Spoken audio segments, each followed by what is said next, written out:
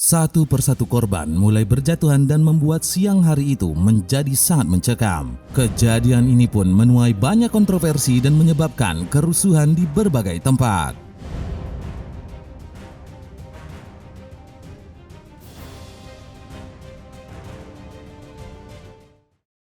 Hai, saya Iqbal. Selamat datang di JB Story.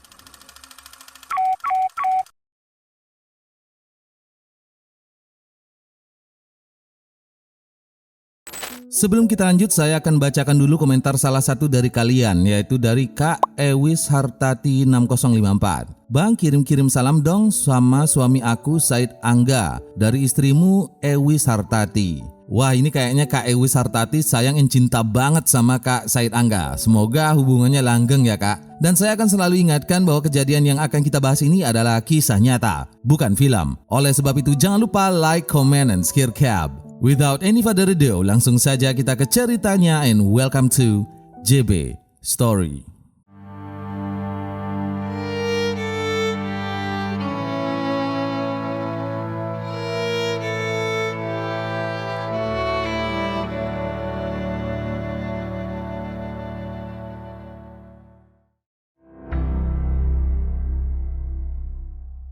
Di desa Gandaman, kota Masrak, Bihar, India, tinggal seorang bocah kecil berusia 8 tahun bernama Rahul di rumah yang sangat sederhana. Ia menempati kediaman tersebut bersama adik-adiknya dan sang kakek yang bernama Mukeswaram. Sedangkan orang tua Rahul bekerja di luar negara bagian demi menghidupi anak-anaknya. Meskipun begitu, upah yang mereka dapatkan belum bisa mencukupi kebutuhan Rahul dan adik-adiknya. Dan karena tidak memiliki harta benda apapun, Mukes sang kakek rela bekerja sebagai buruh tani demi membantu menghidupi cucu-cucunya. Ia pun ikhlas melakukan berbagai upaya demi kebahagiaan dan masa depan mereka. Mukes dan sebagian besar masyarakat di desa tempat tinggalnya adalah bagian dari kaum Dalit sekaligus merupakan kasta terendah yang ada di India. Kelompok ini kondisinya sangat miskin dan hampir tidak pernah terjamah oleh pemerintah setempat. Dengan keadaan seperti itu, masyarakat di sana tidak memiliki cara lain untuk mengubah tingkat perekonomiannya. Satu-satunya harapan mereka adalah dengan mengenyam pendidikan tinggi demi masa depan yang lebih baik. Begitu pula dengan Mukes. Ia senantiasa mendukung Rahul sang cucu dan berusaha memberikan yang terbaik untuknya. Sang kakek juga berharap agar bocah tersebut dapat menjadi contoh bagi adik-adiknya yang masih kecil. Kala itu, Rahul bersekolah di SD Dharma Satimata yang berlokasi di dekat tempat tinggalnya. Sekolah tersebut berdiri pada tahun 2010 dan dipimpin oleh seorang wanita bernama Mina Kumari. Hingga tahun 2013, lembaga pendidikan tersebut telah memiliki 89 siswa. Di sana, Rahul juga mendapatkan kelas tambahan pelajaran matematika dan bahasa Inggris. Lambat laun, sang bocah mulai lancar menggunakan bahasa tersebut dan kerap menjadi perwakilan sekolahnya di berbagai kompetisi. Prestasinya itu membuat sang kakek sangat senang dan bangga pada cucunya tersebut. Selain mengadakan kelas tambahan, sekolah juga menyediakan makan siang gratis bagi murid-muridnya. Kebijakan tersebut juga diterapkan di seluruh sekolah yang ada di negara India. Program ini menyasar 120 juta anak dan menjadi salah satu percontohan bagi daerah-daerah lainnya yang ada di dunia. Kebijakan tersebut juga bertujuan untuk memerangi kemiskinan yang semakin meluas dan meningkatkan kesehatan anak di sekolah. Terlebih lagi, kawasan Bihar merupakan negara bagian termiskin yang ada di India. Hal ini didukung oleh data dari Organisasi Kesehatan Dunia atau WHO. Menurut penelitian dari lembaga tersebut, sebanyak 43% anak-anak di India mengalami kekurangan berat badan selama 20 tahun terakhir. Tak hanya itu saja, kenaikan harga daging, buah, dan sayuran juga telah mengalami lonjakan yang cukup drastis. Sehingga para orang tua dari keluarga miskin sangat bergantung pada makan siang yang disediakan oleh sekolah. Namun karena SD Dharma Satimata belum memiliki infrastruktur yang memadai, bahan makanan sengaja disimpan di rumah kepala sekolah.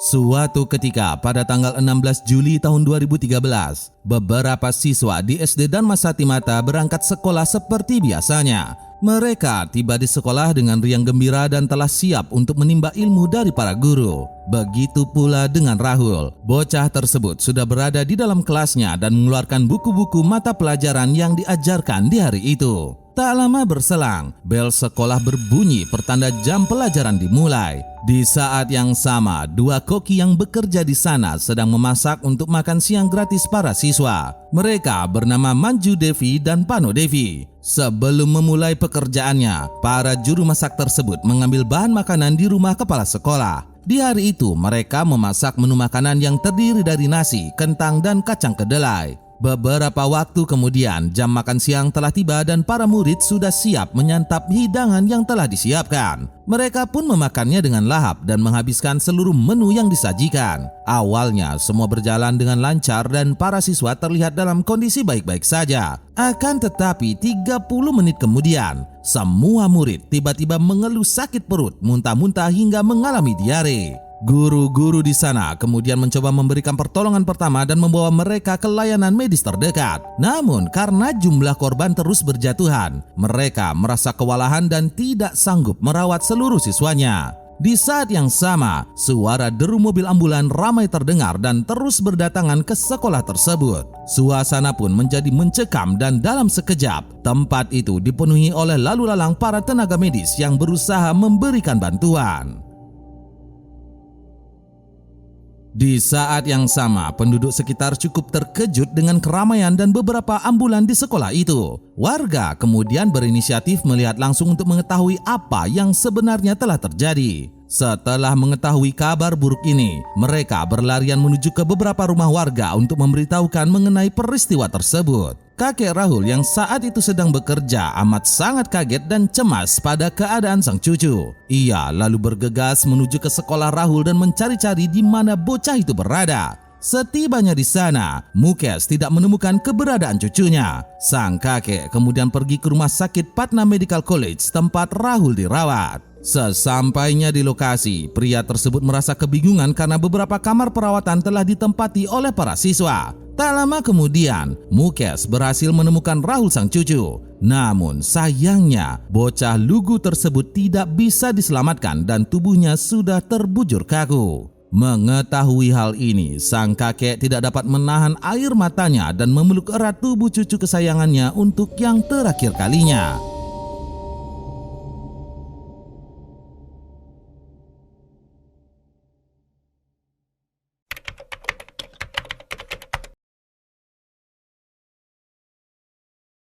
Kepedihan yang sama juga dirasakan oleh salah satu koki yang berada di sekolah tersebut. Karena turut mengkonsumsi makanan itu, Manju ikut mengalami keracunan dan sedang dirawat di rumah sakit. Parahnya lagi, ketiga anaknya yang bersekolah di sana juga menderita hal serupa dan harus mendapatkan perawatan yang intensif. Beberapa jam kemudian, mereka telah melewati masa kritisnya dan keadaannya sudah mulai membaik. Namun berbeda dengan juru masak lainnya, Pano Devi tidak ikut mengkonsumsi makanan yang telah ia masak. Wanita itu pun terhindar dari tragedi ini dan kondisinya baik-baik saja. Akan tetapi, Pano harus kehilangan kedua buah hatinya. Ia pun menangis sesegukan sambil meratapi tubuh mereka yang telah meregang nyawa. Di saat yang sama, peristiwa ini didengar oleh masyarakat yang tinggal di kota lain dan tersebar luas ke berbagai daerah. Beberapa media dan wartawan pun mulai berdatangan ke lokasi kejadian dan meliput kondisi para korban di rumah sakit. Di dalam ruangan itu, anak-anak terlihat sangat lemas dan sebagian lainnya tidak sadarkan diri. Mereka pun telah ditangani dan mendapatkan perawatan dari para tenaga medis yang ada di sana. Aparat berwenang juga telah tiba di TKP dan sedang melakukan upaya penyelidikan lebih lanjut. Petugas kepolisian pun belum bisa memastikan apakah peristiwa ini sebuah kelalaian atau termasuk kasus yang sengaja direncanakan. Di sisi lain, di tengah suasana yang semakin kacau, kepala sekolah yang seharusnya menjadi orang yang bertanggung jawab justru menghilang dan tidak ada di kediamannya. Rumah Mina juga nampak kosong dan suaminya yang bernama Arjun Rai juga turut melarikan diri. Hal ini pun mengundang kecurigaan petugas atas keterlibatan mereka dalam kejadian tersebut. Di tengah proses penyelidikan, beberapa korban yang dirawat di rumah sakit mengalami kejang-kejang yang hebat dan tidak dapat diselamatkan. Kurangnya tenaga medis, fasilitas dan obat-obatan yang mendukung mengakibatkan penanganan yang lamban dan tidak bisa memberikan perawatan yang terbaik. Akibat dari peristiwa ini, sebanyak 16 siswa tidak sempat dibawa ke rumah sakit karena jumlah ambulan yang tidak memadai. Sehingga mereka pun meregang nyawa di dalam kelas tempat murid-murid tersebut menimba ilmu. Sedangkan 7 anak lainnya dilaporkan meninggoy saat menjalani perawatan di rumah sakit. Sehingga total korban dari insiden ini menelan sebanyak 23 jiwa. Sementara itu, sebagai wujud bela sungkawa dari pemerintah, mereka berjanji akan membangun tugu peringatan di lokasi kejadian. Para pejabat juga berencana memberikan uang untuk keluarga korban dan mengunjungi satu persatu rumah mereka. Akan tetapi hingga berhari-hari kemudian, baik pihak sekolah ataupun pemerintah setempat belum mengambil tindakan apapun terhadap kejadian tragis ini. Sebagai aksi protes terhadap pemerintah, para orang tua dan masyarakat akhirnya menguburkan jasad anak-anak mereka dalam satu liang lahat yang berlokasi di lahan kosong di depan sekolah. Hal serupa juga dilakukan oleh Mukes kakek Rahul. Dengan penuh kekecewaan, pria itu berkata, "Tidak ada yang datang. Nitish Kumar sebagai Kepala Menteri Negara bagian Bihar seharusnya datang. Tapi kami miskin. Mengapa dia harus peduli? Mereka bilang akan membangun tugu peringatan. Ya sudah, saya sendiri yang akan membangun tugu peringatan itu."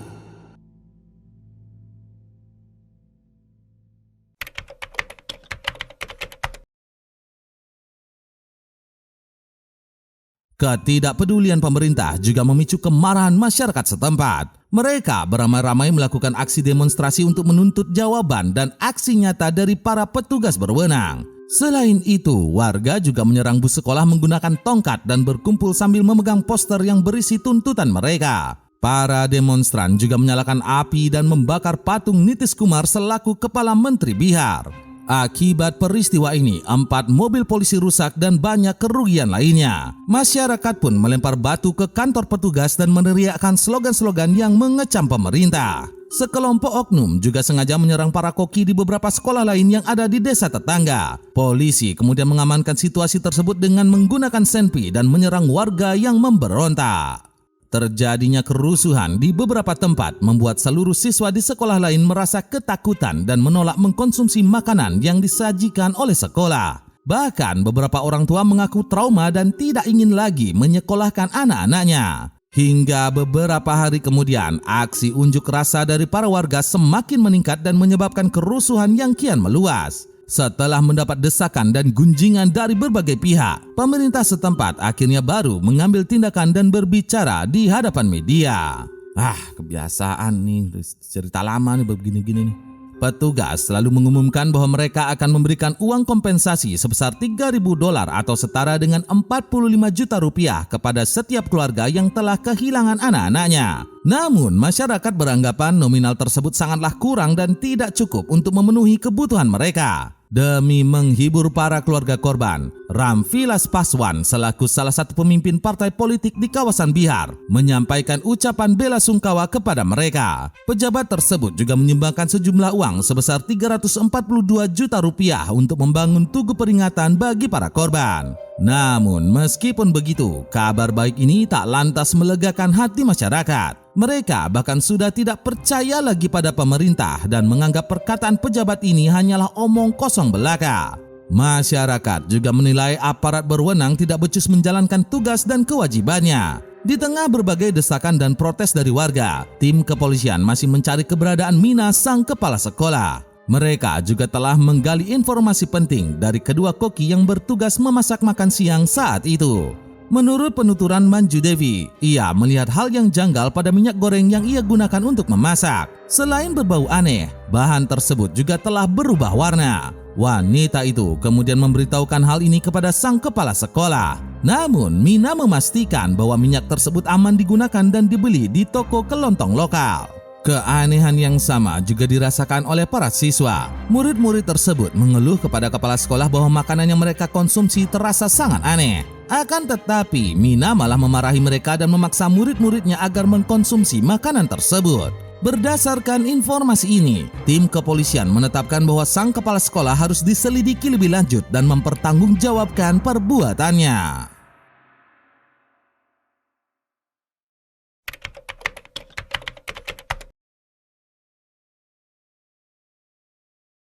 Pada tanggal 17 Juli tahun 2013, PK Sahi selaku Menteri Pendidikan Negara Bagian mengumumkan bahwa kasus keracunan ini disebabkan oleh minyak goreng yang terkontaminasi insektisida. Jenis senyawa dalam bahan tersebut adalah organofosfat yang sering digunakan di bidang pertanian. Wadah yang digunakan untuk menyimpan minyak itu diduga bekas tempat pupuk. Sahi juga mengungkapkan bahwa sang kepala sekolah telah membeli minyak goreng itu dari toko kelontong milik suaminya. Hasil laporan forensik menunjukkan bahwa bahan tersebut mengandung senyawa monokrotofos atau sejenis pestisida yang sangat-sangat beracun. Paparan dalam dosis yang tinggi dapat menyebabkan detak jantung tidak teratur, kesulitan bernafas, kejang, kelumpuhan hingga meregang nyawa. Kejadian ini pun sangat disayangkan mengingat program tersebut sangat bermanfaat dan dinanti-nantikan oleh masyarakat. Namun di sisi yang lain, kebijakan ini dijadikan sebagai ajang pemborosan dan lahan korupsi bagi para pejabat negara. Kontraktor yang menjadi penyedia makanan kerap menyalahgunakan anggaran dengan menggunakan bahan-bahan di bawah standar. Selain itu, gandum yang dibeli oleh pemerintah untuk didistribusikan seringkali tidak disimpan dengan baik sehingga menimbulkan kerusakan dan penurunan kualitas makanan. Berbagai taktik ini juga tertutup rapat dan jarang terekspos ke publik. Pemerintah juga terkesan acuh dan enggan membongkar praktik kotor tersebut, sehingga pihak sekolah ataupun jajaran para guru tidak bisa berbuat banyak. Sebagai pengelola dan penerima dana, mereka hanya bertugas untuk menjalankan wewenang dari para pembuat kebijakan. Dalam kesempatan itu, Sahi juga mengaku bahwa sejak beberapa bulan terakhir timnya telah mendapat laporan tentang masalah kualitas makanan dari kawasan Bihar. Namun sayangnya Sahi belum menerjunkan petugas untuk memeriksa dan menyelesaikan permasalahan tersebut. Pria itu pun tidak pernah menyangka daerah yang ia pimpin akan mengalami insiden separah ini. Sahi juga beralibi bahwa tim kualitas kontrol dari pemerintah tidak mungkin mencicipi makanan di 73.000 sekolah sebelum para siswa mengkonsumsinya. Pria tersebut juga menuduh bahwa minyak itu telah dibeli dari suami sang kepala sekolah yang merupakan salah satu anggota dari partai politik oposisi. Pernyataan ini pun menyebabkan suasana saat itu menjadi semakin kacau. Partai oposisi pun tidak terima dengan tuduhan tersebut dan menuding Sahi beserta komplotannya tidak serius dalam menjalankan tugasnya di pemerintahan. Di tengah situasi yang belum stabil, pemerintah mengambil langkah-langkah untuk mencegah terulangnya insiden ini. Mereka merilis nomor bebas pulsa sebagai saran pengaduan terkait makanan siang gratis. Aparat berwenang juga memerintahkan agar sampel biji-bijian mentah disimpan selama 3 bulan di dalam gudang pemasok. Selain itu, pemerintah juga berjanji untuk lebih memperhatikan keamanan pangan di sekolah-sekolah yang ada di kawasan Bihar.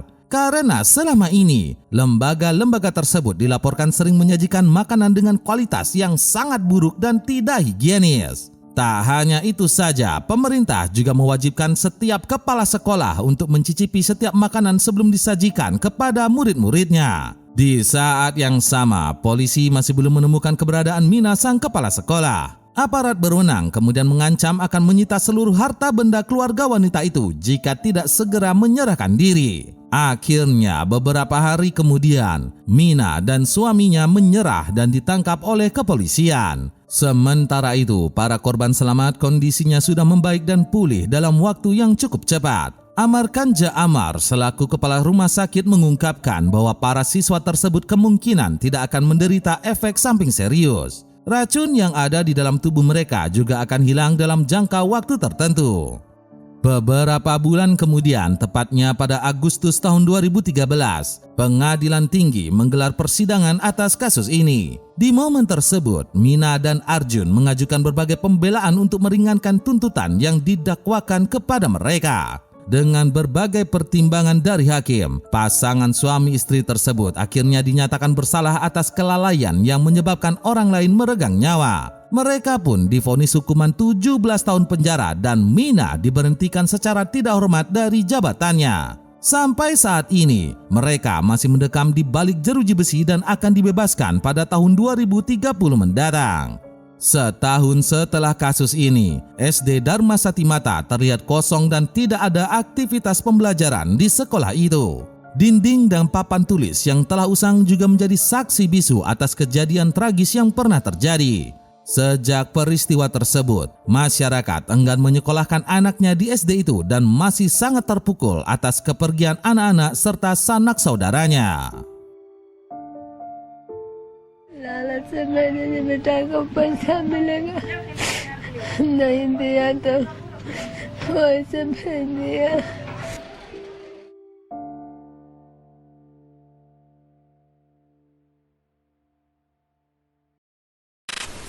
Dari kasus ini kita bisa belajar. Semoga kejadian di India ini bisa menjadi renungan untuk pemerintah Indonesia yang sedang menggalakkan makan siang gratis. Semoga makanan bergizi yang diberikan pemerintah bisa benar-benar bergizi dan bermanfaat untuk para siswa. Dan tak bosan-bosannya kami mengingatkan, tetaplah menjadi orang yang baik, tetap semangat, tetap berjuang, dan jangan lupa skillcap.